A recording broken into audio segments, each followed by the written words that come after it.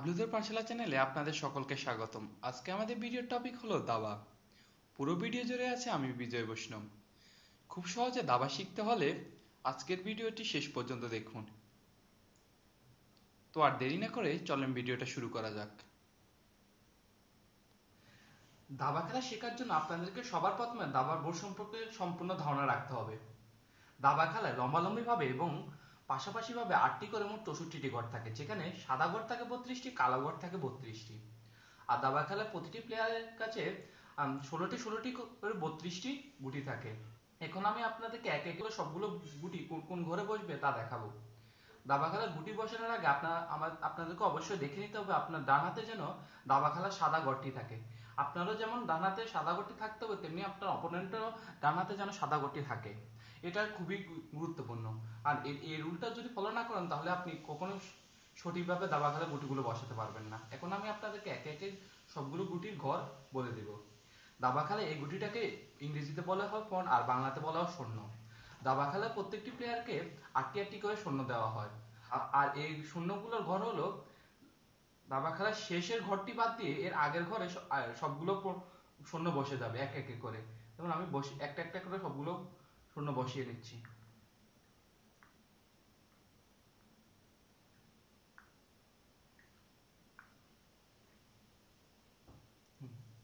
তারপরে আসি এই গুটিটাকে বলা হয় রক বা নৌকা। আজকের ভিডিওতে আমি এই গুটিটাকে বলবো নৌকা। আর এই গুটিটির বসানোর ঘরটা হলো আপনার হাতে যে সাদা ঘরটি আছে এই সাদা ঘরে। আপনার প্রতিটি প্লেয়ারকে 2টি সাদা নৌকা এবং 2টি কালো নৌকা দেওয়া হয়। আর দুটি প্লেসমেন্ট হলো কর্নারের 2টি ঘরে। তারপরে এই গুটিটাকে বলা হয় রক বা ঘোড়া। আর এই গুটিটির ঘর হলো নৌকার পাশের ঘরটা। প্রতিটি প্লেয়ারকে বোটের মতো 2টি করে ঘোড়া দেওয়া হয়। তারপরে আসে এর নাম হলো বিশপ বা হাতি। দাবা খেলা প্রতিটি প্লেয়ারকে 2টি করে মোট 4টি বিশপ বা হাতি দেওয়া হয়।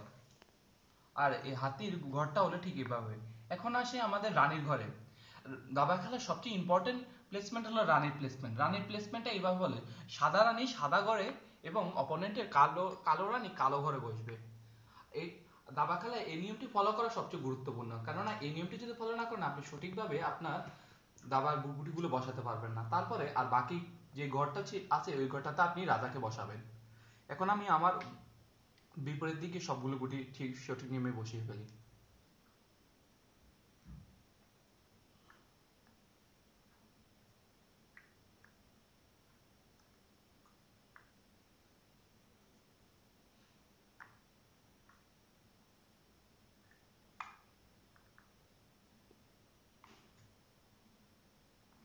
এখন আপনার গুটিগুলো ঠিকভাবে বসানো হচ্ছে কিনা তা কনফার্ম হওয়ার জন্য আপনাকে দেখতে হবে আপনার অপোনেন্টের রানী বরাবর আপনার রানীটা আছে কিনা এবং অপোনেন্টের রাজা বরাবর আপনার রাজাটা আছে কিনা। এখন আমি আপনাদের দাবা খেলার সবগুলো গুটির মুভ এক এক করে দেখাতে চলেছি। দাবা খেলার প্রথম মুভটা হলো সবচেয়ে ইম্পর্টেন্ট। আর প্রথম মুভটা দেওয়া হয় একটা সৈন্যকে নিয়ে। দাবা খেলার সৈন্যের মুভটা হলো এক ঘর করে, কিন্তু দাবা খেলার প্রথম যখন আপনি মুভটা দিবেন তখন আপনি 2টি করে মুভ দিতে পারবেন, তেমনি আপনার অপোনেন্টও 2টি ঘরে করে মুভটা দিতে পারবে। এটা হলো দাবা খেলার প্রথম চাল। আর এমনিতে দাবা খেলার পণের মানে সৈন্যের যে মুভগুলো হলো এক ঘর করে, কিন্তু আপনি প্রথম যে চালটাতে ওটাতে 2টা করে আপনি মুভ দিতে পারবেন। আর এই শূন্যগুলোর কাটাকাটি সিস্টেমটা হলো এই কোনাকুনি ভাবে কাটা সিস্টেমটা আর কি। যদি এটা যদি কালো ঘরে থাকে কোনাকুনি কালো একটা গুটিকে কাটতে হবে, তেমনি যদি এটা যদি কোনো একটা সাদা ঘরে থাকে, কোনো অপোনেন্টের গুটি যদি সাদা ঘরে থাকে তাহলে এটা সাদা কাটতে পারবে। আপনার হয়তো মনে হতে পারে এটা এই গুটিটা যদি এটা সামনে থাকে তা আপনি হয়তো আপনার মনে হতে পারে আপনি এটাকে কাটতে পারেন, কিন্তু এইভাবে না। এগুলো এটা মানে এটার পাতটা হলো সোজাসুজি, কিন্তু এটা কাটা সিস্টেমটা হলো কোনাকুনি ভাবে। আপনি কখনো আপনার অপোনেন্টের গুটির উপর দিয়ে আপনি এই গুটিটাকে নিতে পারবেন না, কারণ এটা দাবা খেলার রুলের মধ্যে পড়ে না। এখন আমি আপনাদের দেখাতে চলেছি নৌকার মুভ।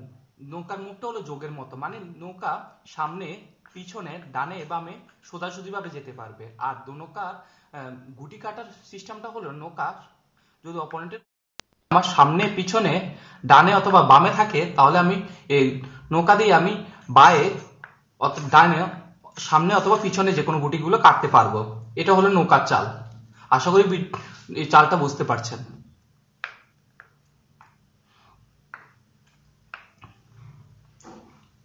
এখন আমি আপনাদের দেখাবো রগ বা ঘোড়ার চাল। ঘোড়ার চালটা হয় আড়াই ঘর, মানে এক ঘর দুই ঘর এ হলো আড়াই। এই ঘোড়ার চালটা এইভাবে, অথবা আবার আপনার যদি ঘোড়াটা যদি কালো এই ঘরে থাকে তাহলে হবে এক ঘর দুই ঘর আড়াই। তেমনি হবে ঘোড়াটা যদি এখানে থাকে তাহলে হবে এক ঘর দুই ঘর আড়াই। আর ঘোড়ার চালটা অবশ্যই আপনাকে মনে রাখতে হবে, যদি ঘোড়াটা যদি আপনার কালো ঘরে থাকে তাহলে সামনের এক ঘর দুই ঘর যে সাদা যে কোনো দুইটা ঘরে থাকবে। আর ঘোড়াটা যদি সাদা ঘরে থাকে তাহলে এটা কালো ঘরে হবে। এখন আমি আপনাকে দেখাতে চাই যে ঘোড়ার কাটাকাটি রাস্তা। ঘোড়া সবসময়, যেহেতু আপনারা জানেন ঘোড়া আড়াই ঘরে চলে, অপোনেন্টের কোনো গুটি যদি এই অবস্থায় থাকে, আমার ঘোড়াটা যদি এই অবস্থায় থাকে, তাহলে ঘোড়াটা এখন এক ঘর দুই ঘর আড়াই এই গুটিকে কাটতে পারবে, কেননা আমরা জানি ঘোড়ার চাল হলো আড়াই ঘরের। তেমনি ভাবে যদি অপোনেন্টের কোনো গুটি এভাবে থাকে, এই জায়গা থাকে, তাহলে ঘোড়া এটাও কাটতে পারবে, কারণ আমরা জানি এক ঘর দুই ঘর আড়াই ঘোড়ার চাল। বা খেলে একমাত্র ঘোড়াই পারে একটা গুটির উপর দিয়ে অন্য গুটিকে কাটতে। যেমন অন্য খেলে এখানে যদি একটা আমার এটা যদি শূন্য থাকতো তাহলে শূন্যটা ইচ্ছা করলে এটার উপর দিয়ে যেতে পারতো না, কিন্তু ঘোড়া যেহেতু লাফিয়ে লাফিয়ে চলে, আমরা জানি ঘোড়া লাফিয়ে লাফিয়ে চলে, যার কারণে ঘোড়াটা এখন এটার উপর দিয়ে এই গুটি, যদি অপোনেন্ট এই গুটিটাকে কাটতে পারবে। যেমন আমরা জানি ঘোড়ার ঘর কি আড়াই হয়ে থাকে, তাহলে এক ঘর দুই ঘর এই হলো আড়াই, এই গুটিটা কাটতে পারবে। কিন্তু ঘোড়া ছাড়া যদি অন্য যে কোনো গুটি থাকলে এই কাজটা করতে পারতো না, একমাত্র ঘোড়াই এই কাজটা করতে পারে। তারপর আমরা আসি বিষব বা হাতিতে। হাতির চলাচলের রাস্তা হলো কোনাকুনি ভাবে। যদি হাতি সাদা ঘরে থাকে তাহলে সাদা কোনাকুনি ভাবে যে কোনো জায়গায় যেতে পারবে, তেমনি সামনে পিছনে ডানে বায়ে যে কোনো ভাবে কোনাকুনি ভাবে যেতে পারবে। তেমনি ভাবে যেহেতু এর কোনাকুনি চলাচলের রাস্তা, তেমনি ওর কাটার জায়গাটা হলো কোনাকুনি। কোনাকুনি ভাবে সামনে পিছনে যদি কোনো অপোনেন্টের কোনো গুটি থাকে পিছনে গুটিটাও কাটতে পারবে, দেন এর পাশে যদি কোনো অপোনেন্টের গুটি থাকে এটাও কাটতে পারবে। মোট কথা হলো মানে হাতির চলাচলের রাস্তা হলো কোনাকুনি ভাবে, আর কোনাকুনি ভাবে যদি অপোনেন্টের কোনো গুটি থাকে তাহলে ওটা কাটতে পারবে। যেমন এখানে ধরুন অপোনেন্টের গুটিটা আমার এই ঘরে আছে, যেহেতু আমার ঘোড়াটা এখন সাদা ঘরে আছে আর ওর চলাচলের রাস্তা হলো কি কোনাকুনি, তো কোনাকুনি ভাবে এই গুটিটা এখন কাটতে পারবে। কিন্তু ও এখন আছে সাদা ঘরে, কিন্তু ওই ইচ্ছে করলো কালো কোনাকুনি ভাবে কাটবে। ও যে ঘরে থাকবে ওই ঘরে কোনাকুনি ভাবে সবগুলো গুটি কাটতে পারবে। যেমন কালো ঘরে আছে কালো কোনাকুনি ভাবে কাটতে পারবে, আর যদি সাদা ঘরে থাকে তাহলে সাদা কোনাকুনি ভাবে ঘরগুলো কাটতে পারবে। এখন আসি আমরা মন্ত্রী চালে। মনে করা হয় যে দাবা খেলার সবচেয়ে পাওয়ারফুল গুটি হলো মন্ত্রী। মন্ত্রী একই সাথে নৌকা এবং বিশপের মতো চলাচল করতে পারে, কেননা মন্ত্রী বিশপের মতো কোনাকুনি ভাবেও যেতে পারবে, তেমনি নৌকার মতো পাশাপাশি ভাবে যেতে পারবে। বিষয়টা আমি আপনাকে আরো সহজ করে বুঝিয়ে দিচ্ছি। মন্ত্রীটা ইচ্ছা করলেও কোনাকুনি ভাবেও যেতে পারে, আবার ইচ্ছা করলে ডানে বায়ে সামনে পিছনে আমার নৌকার মতো যেতে পারে। আর এর কাটার রাস্তাটা ওইভাবে, যেমন ও আমার ইচ্ছা করলে ধরেন আমার চারপাশে অপোনেন্টের গুটি রয়েছে,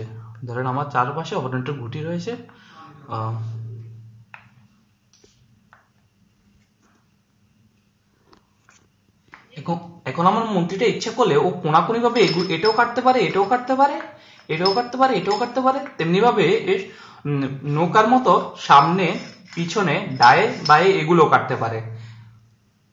আশা করি বিষয়টা বুঝতে পারছেন।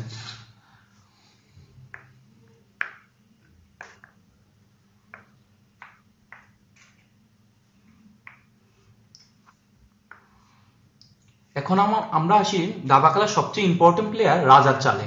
রাজার চাল মূলত চতুর্ভুজের মতো। রাজা যে ঘরে আছে তার চারপাশে সবগুলো ঘর একটা একটা একটা করে সবগুলো ঘরে যেতে পারে। যেমন রাজা যদি আমার রাজাটা যদি এখানে থাকে তাহলে রাজাটা এ ঘর এ ঘর এ ঘর এ ঘর এ ঘর এ ঘর এ ঘর এ ঘরে যেতে পারে। মোট কথা রাজার চালটা হলো চতুর্ভুজ আকৃতির, শুধুমাত্র তার সামনে পেছনে ডায় বাই একটা ঘরে যেতে পারবে। যেমন ওর সামনের ঘরটা এটাতে যেতে পারবে, ইচ্ছা করলে এটাতে যেতে পারবে, ইচ্ছা করলে এটাতে যেতে পারবে, ইচ্ছা করলে এটাতে যেতে পারবে, ইচ্ছা করলে এটাতে যেতে পারবে, ইচ্ছা করলে এটাতে যেতে পারবে।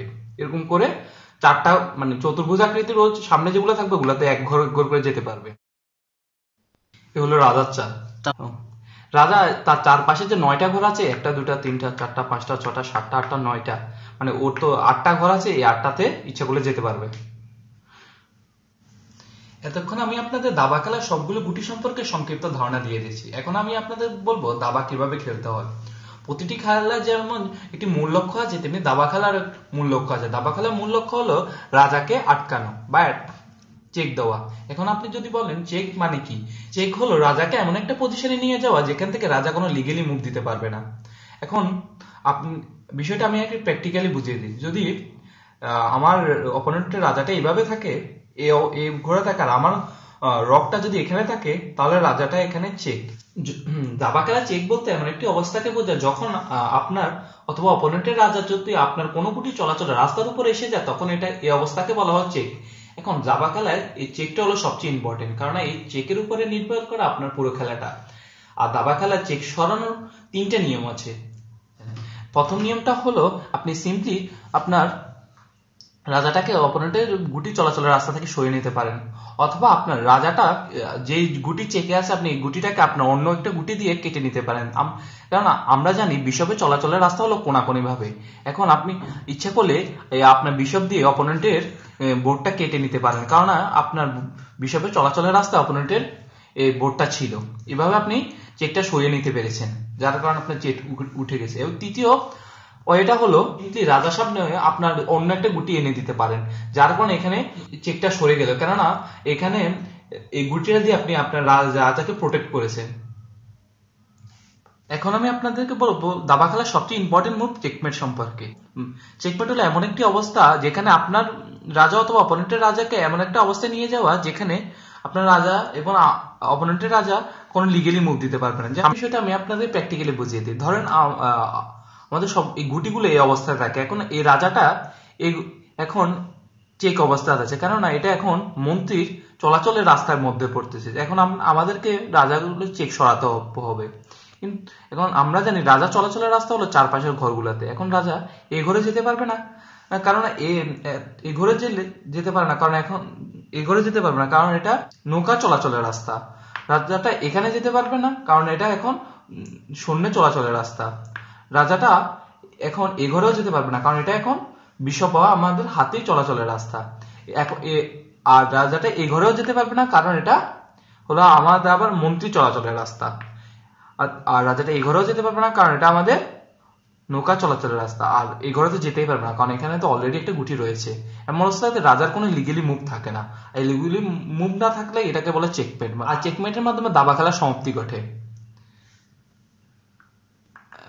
সো গাইস, এটা হলো দাবা খেলা কিভাবে খেলতে হয় তার সংক্ষিপ্ত ধারণা।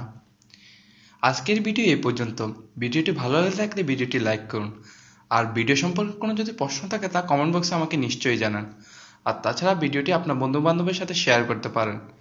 আর এমন সব মজার ভিডিও, শিক্ষণীয় ভিডিও পেতে আমাদের চ্যানেলকে সাবস্ক্রাইব করে বেল আইকনটি অল করে রাখুন। অন্যদিকে আমাদের চ্যানেলে অন্যান্য ভিডিওগুলো দেখতে পারেন। So see you guys in our next video, and don't forget to subscribe our channel. Thank you.